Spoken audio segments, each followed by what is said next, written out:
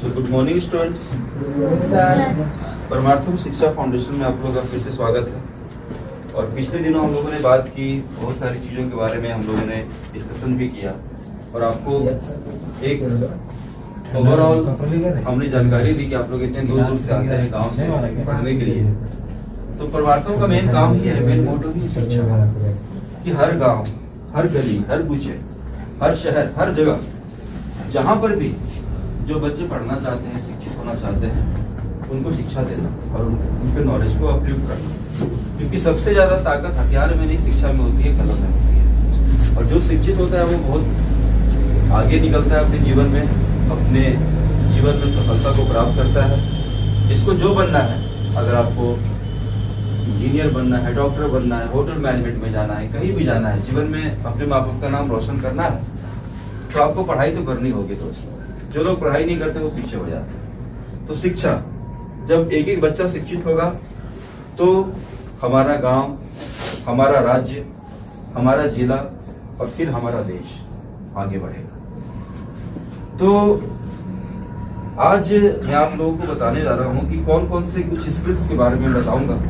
जो स्किल्स का मतलब हो गया कि एक तरीके से आप सोचिए कि आपके अंदर कुछ ऐसे गुण हो जिसकी जरूरत है दुनिया को। आपको कहीं जॉब करना है, मान लीजिए कि आपको होटल मैनेजमेंट में जॉब करना है, या फिर आपको रेलवे में जॉब करना है, आपको बिल्डिंग कंस्ट्रक्शंस में काम करना है। कुछ चीजें हैं, नॉलेज तो जरूरी है ही, लेकिन कुछ स्किल्स है जो आपको बहुत ही ज्यादा आपके लिए इम्पोर्टेंट है। तो पहला है दोस्तों कम्युनिकेशन स्किल। ठीक है, कम्युनिकेशन स्किल मतलब कि मान लीजिए कम्युनिकेशन स्किल का मतलब होता है कि आप बात करें, अच्छे तरीके से बात करें, आपको थोड़ी बहुत इंग्लिश भी आनी चाहिए, इस पर भी हम लोग बात करेंगे, उसका भी अलग से क्लासेस चलेगा।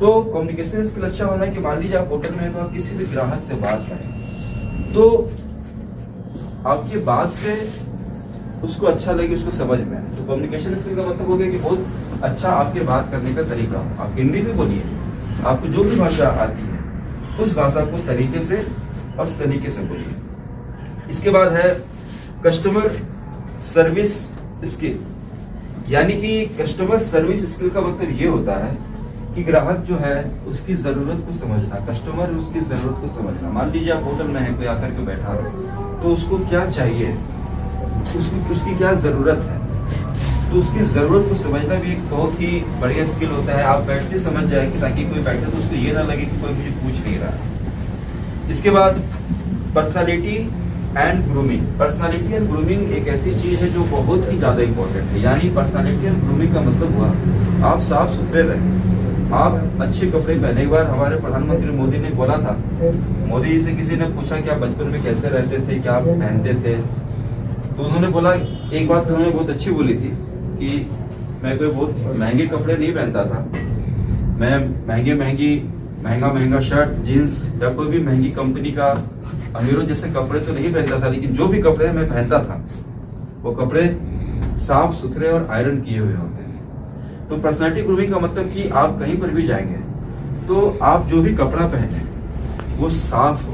जरूरी नहीं कि महंगा हो, कपड़ा साफ हो, कपड़ा मैचिंग का हो, ताकि आपकी पर्सनालिटी जो अच्छी लगे। आप कहीं भी आपकी पर्सनालिटी अच्छी रहेगी, आप अच्छे से कपड़े पहन करके जाएंगे किसी भी कंपनी में तो सबको अच्छा लगेगा। तो पर्सनालिटी एंड ग्रूमिंग भी एक बहुत इंपॉर्टेंट पॉइंट है। उसके बाद है अगला पॉइंट दोस्तों, टीम वर्क।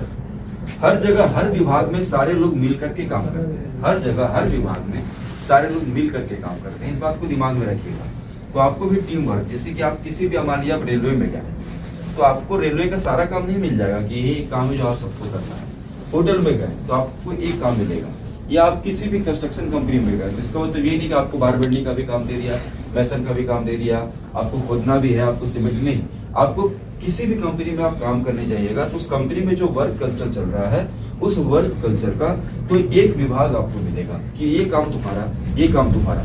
तो अपने हिस्से का जो काम है उसमें कभी भी कोताही नहीं बरतना है। आपका काम जो है कौन क्या कर रहा है इसके ऊपर फोकस न करके आपके जो सर है, आप सर से ये बोलिए कि सर मेरा काम अच्छा है, तो अपने काम को बेहतर करना है। इसके बाद problem solving skill. Problem solving skill भी बहुत ही ज्यादा इंपॉर्टेंट होता है। यानी कि प्रॉब्लम सॉल्विंग स्किल का मतलब होता है आप कहीं पर भी काम करने जाएंगे तो जीवन में प्रॉब्लम आती है। आप जब काम करेंगे तो कोई ना कोई दिक्कत आएगी, कोई ना कोई परेशानी आएगी। या मान लीजिए आप होटल में हैं तो किसी ग्राहक को खाना बोला कि मुझे अच्छा नहीं लग रहा है, या आप क्या ला करके दे दिए, ये मंगाया था।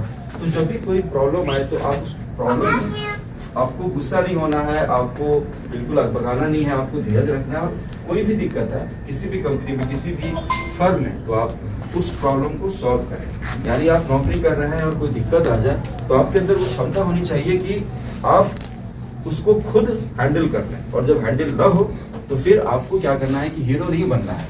मान लीजिए आप रेलवे में काम करने गए, आपको पार्सल देना था, आप कुछ और दे दिए उसको, या उसने कुछ और मंगाया, फिर बाद में मुकर गया, तो पहले खुद से कोशिश करना है उस प्रॉब्लम को सॉल्व करने का। जब अपने से प्रॉब्लम सॉल्व न हो तब हीरो नहीं बनना है कि मैं इसको करके ही रहूंगा, मैं जिद नहीं करना आपको किसी कंपनी में। आपको लग रहा है कि ये काम मेरे बस का नहीं है, मेरे को समझ में नहीं आ रहा, तो आप सीनियर की हेल्प लीजिए। किसी से भी आप कहीं पर भी आप काम करने जाएंगे तो आप हेल्प लीजिए कि सर ये मुझे समझ में नहीं आ रहा है, मैंने बहुत कोशिश किया, तो आगे वाला आपको हेल्प करेगा। और जाहिर सी बात है जो आपका सीनियर होगा, जो कंपनी में पहले से काम करता है, आपको कोई दिक्कत है तो वो आपकी हेल्प जरूर करेगा। और आप मेहनत करेंगे, आप अच्छे से अपने काम को करेंगे, अपनी ड्यूटी को करेंगे, तो कहीं भी आप जाएंगे आपको हर जगह इज्जत मिलेगी, हर जगह रिस्पेक्ट मिलेगा, आपके खाते में पैसे आएंगे और आपको पैसे कमाने में कभी भी कोई भी दिक्कत नहीं होगी। और जितना आपका, ऐसे भी लोग होते हैं, जो कुछ लोग ऐसे भी होते हैं जो काम तो बहुत अच्छा करते हैं लेकिन उनका व्यवहार अच्छा नहीं होता। कंपनी में गए, सर से, सीनियर से, इंजीनियर से लड़ाई कर लिया, होटल में गए तो बॉस बन के घूम रहे हैं, तो ऐसे लोगों को काबिल होने के बाद भी सक्सेस नहीं मिलता। इसलिए आपके अंदर एक ऐसा एक ह्यूमन नेचर होना चाहिए, जितना आप सौम्य रहेंगे, जितना आप कोमल रहेंगे, उतना आप अपनी लाइफ में ज्यादा आगे सक्सेस करेंगे और लोग आपको पसंद करेंगे। इसके अलावा मल्टीटास्किंग का मतलब होता है कि बहुत सारे काम को मैनेज कर लेना। कई बार आपके जीवन में ऐसा आएगा कि आपका ये काम था लेकिन आपको ये भी करना पड़ रहा है, तो थोड़ा बहुत आपको नॉलेज होना चाहिए।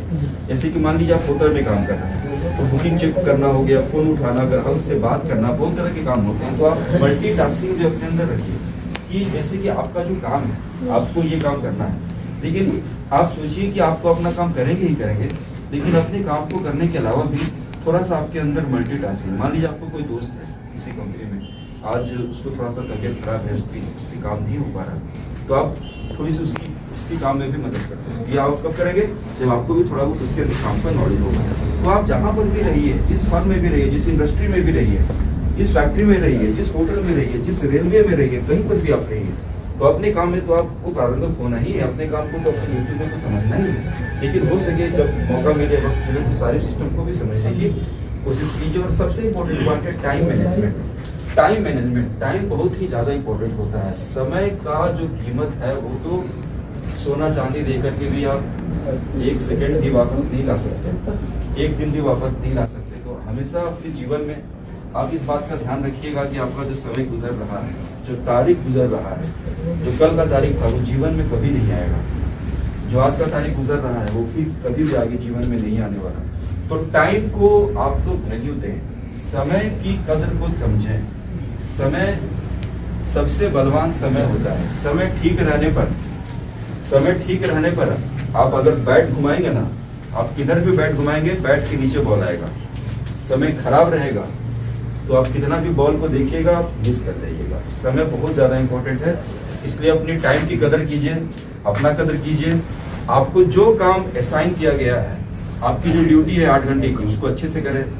आपको मान लीजिए आप कंस्ट्रक्शन में है, आपको इतनी दीवार बनानी है, इतना बार बेंडिंग करना है, तो आपको दिमाग में रहना है कि भाई आज हमको यहाँ से लेकर वहाँ कितने स्क्वायर फीट मुझे दीवार बनानी है।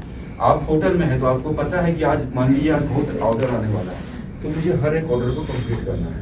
तो टाइम मैनेजमेंट भी बहुत ही ज़्यादा जरूरी होता है। और हाँ, जहाँ तक रही इंग्लिश स्पीकिंग की बात, इंग्लिश एक ग्लोबल लैंग्वेज है। इंग्लिश अगर आपको आएगा तो आप कहीं पर भी दुनिया में किसी से भी बात कर लेंगे। तो इंग्लिश के ऊपर भी हम लोग बात करेंगे नेक्स्ट क्लास में। और आपको बहुत ज़्यादा उस तरह की इंग्लिश नहीं, लेकिन इंग्लिश आप समझ सके, hello sir, hi sir, good morning, what can I do for you. तो जो नॉर्मल इंग्लिश होती है उस पर भी हम लोग चर्चा करेंगे, ताकि परमार्थम से जो बच्चे निकले उनको आगे चलकर कहीं पर भी आप लोग जाएं तो आपको इंग्लिश समझने में दिक्कत ना हो। और आप इंग्लिश समझेंगे तो आप इंग्लिश बोलेंगे, और इंग्लिश बोलना बहुत अच्छी बात है, इसमें कोई ऐसी बात नहीं है।